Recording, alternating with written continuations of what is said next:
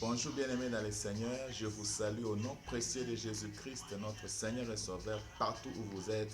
Que Dieu vous bénisse. Bon dimanche à tous. Merci de nous recevoir chez vous. Nous venons avec la grâce, encore une fois, la grâce de Dieu comme instrument pour la différence. Alléluia. Gloire soit bénie, soit rendue au Seigneur notre Dieu, et nous croyons que la fois passée, par le message du dimanche passé, vous avez été édifiés. Aujourd'hui encore, le Seigneur nous envoie une parole, un message qui va encore booster notre foi. Et que la gloire et l'honneur reviennent à notre Seigneur. Et nous allons commencer ce temps de prière, cette exhortation. Nous allons lire 1 Corinthiens chapitre 15, le verset 10. 1 Corinthiens chapitre 15, verset 10. Par la grâce de Dieu, je suis ce que je suis. Et sa grâce envers moi n'a pas été vaine. Loin de là, j'ai travaillé plus que tous, non pas moi, toutefois, mais la grâce de Dieu qui est avec moi. Alléluia. Est-ce qu'on peut nous répondre encore la lecture? Écoutez bien cette lecture-là. 1 Corinthiens chapitre 15, verset 10. Oui. Par la grâce de Dieu, je suis ce que je suis. Oui. Et sa grâce envers moi n'a pas été vaine. Loin de là. J'ai travaillé plus que tous. Non pas moi toutefois, mais la grâce de Dieu qui est avec moi. Alléluia. Bien aimé, ce texte merveilleux. Alléluia. Parmi les textes, les merveilles que j'ai découvertes dans la Bible, il y a ces textes. L'apôtre Paul dit, je suis ce que je suis, c'est par la grâce de Dieu. Donc la première chose, qu'il établit cette vérité. Il est ce qu'il est par la grâce de Dieu. L'apôtre Paul est qui? Toi et moi, nous savons. Nous avons appris, même les autres depuis l'école de dimanche, qui était Paul? Qu'est-ce qu'il est devenu? Aujourd'hui, il est parmi les grands, parmi les apôtres qui ont fait le travail. Et il dit ceci, tout ce qu'il est devenu, tout ce qu'il est, alléluia, devenu, il les doit à la grâce de Dieu. Alléluia. C'est pour dire que, tel que tu me suis ce matin, la grâce de Dieu peut faire de toi une personne différente. Alléluia. La grâce de Dieu peut te donner une nouvelle identité. La grâce de Dieu peut changer ta façon de faire et ta façon d'être. La grâce de Dieu peut influencer, alléluia, sur ta personne et sur ton environnement. Alléluia. Il dit, je suis ce que je suis, c'est par la grâce de Dieu. Alléluia. Il dit ceci, la deuxième chose, il dit, la grâce de Dieu n'a pas été vaine. Alléluia. Oh, je bénis le Seigneur pour cet homme de Paul. Je le rencontrerai un jour au ciel et je lui poserai beaucoup de questions. Alléluia. Et il dit, la grâce de Dieu n'a pas été vaine. En d'autres termes, Paul considère la grâce comme un instrument. Alléluia. Un instrument de Dieu qui avait une mission dans sa vie. Alléluia. Et cette grâce est venue. Et le jour où il a rencontré la grâce a boosté sa vie, la grâce a transformé sa vie, la grâce a changé sa vie, la grâce a bouleversé même sa vie. Alléluia. Et vous verrez que dans toutes ces lettres, l'apôtre Paul ne fait référence qu'à la grâce de Dieu.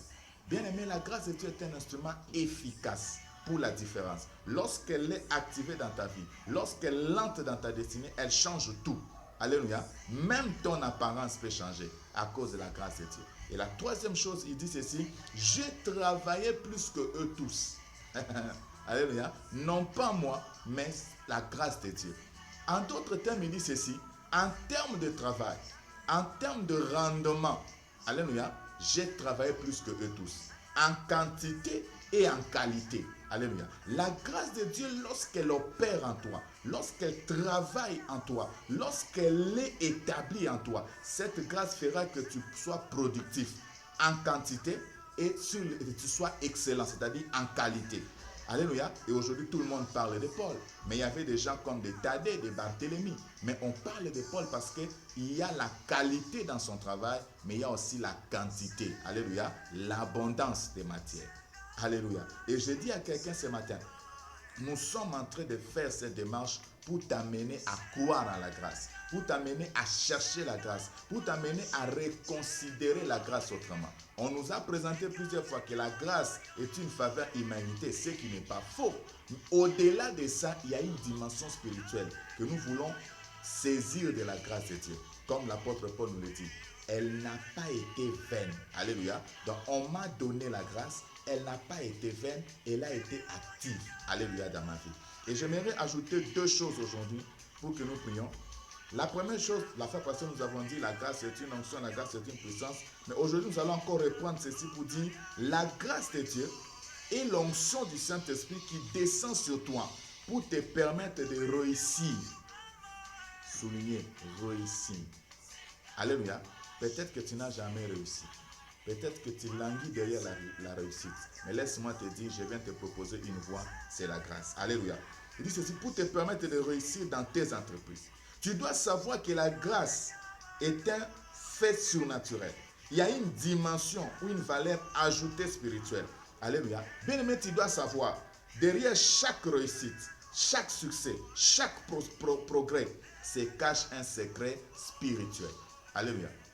On ne réussit pas par hasard. Sinon, tout le monde allait devenir riche. Sinon, tout le monde allait avoir de l'influence. Il y a des gens qui chantent plus que les autres. Mais les autres, là, ils ne chantent pas plus que les autres. Mais ils ont du succès plus que les autres. Le problème, ce n'est pas seulement la voix. C'est-à-dire qu'ils ont associé. Il y a une valeur ajoutée à la voix. Il y a une valeur ajoutée à l'intelligence. Il y a une valeur ajoutée aux techniques. Et cette valeur ajoutée, nous la présentons ce matin, c'est la grâce de Dieu. Alléluia.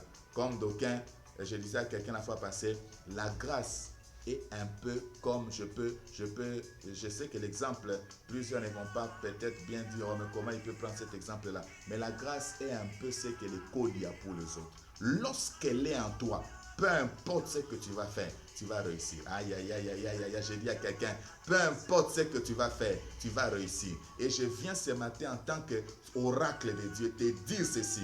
Tel que tu entends ma voix, ce que tu as à cœur d'entreprendre, fais-le. La grâce de Dieu va te propulser. La grâce de Dieu va t'amener très loin. La grâce de Dieu va faire que cette chose-là réussite. Et je proclame la réussite. Je libère la réussite au nom de Jésus. Au nom de Jésus, tu vas réussir dans ce que tu vas entreprendre. Et je dis à quelqu'un, ça va cartonner. Alléluia. Ça sera les mots que vous allez entendre souvent dans votre vie, ça va cartonner, ça va cartonner. Parce que ce qui est vrai, la grâce fait cartonner. Aïe, aïe, aïe. Gloire au Seigneur. Nous allons lire un deuxième texte. Hébreux chapitre 10, le verset 29. Hébreux chapitre 10, le verset 29.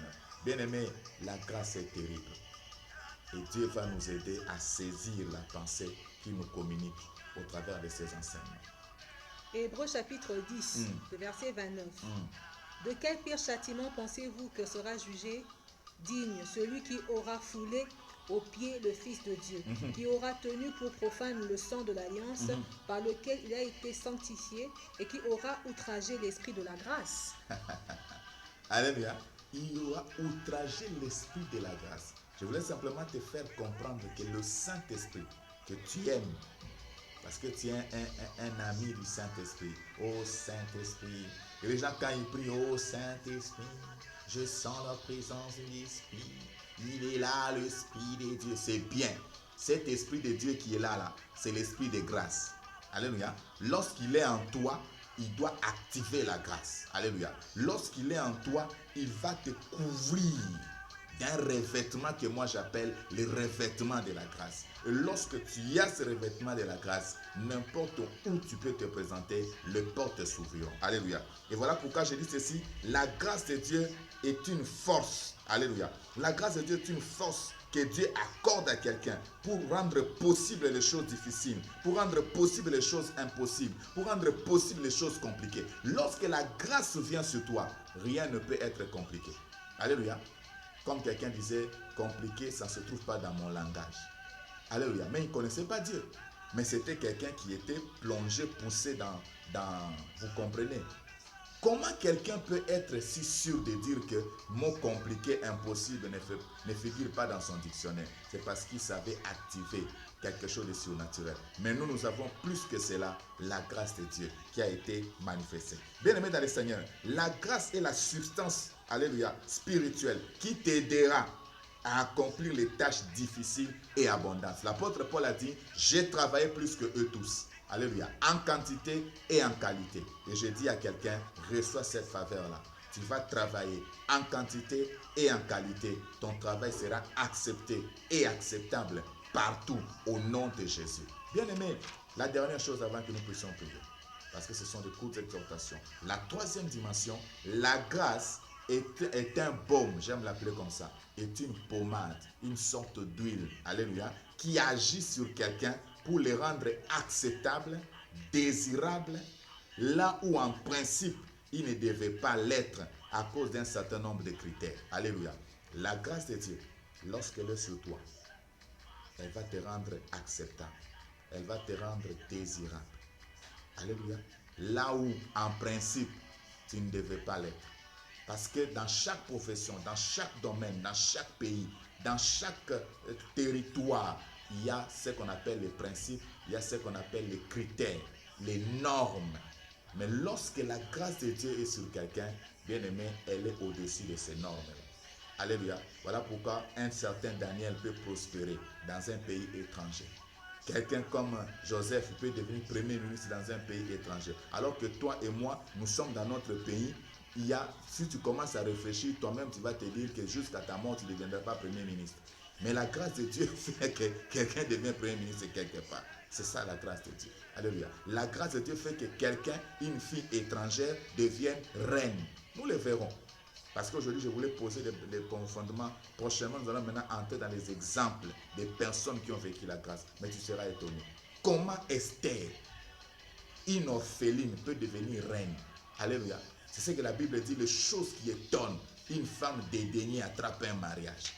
Une servante hérite de sa maîtresse. Ce sont des choses que la grâce seule peut faire. Bien-aimé dans le Seigneur, j'aimerais te dire qu'au travers de ces enseignements, Dieu veut activer quelque chose qui est enfoui en toi, la grâce de Dieu. Voilà pourquoi tu vas élever ta voix. Avec moi, tu vas faire cette prière. Un sujet de prière aujourd'hui, tu vas dire avec moi, Père Céleste. Père Céleste, que les portes exceptionnelles et inhabituelles des faveurs avec les hommes soient ouvertes dans ma vie, dans ma carrière,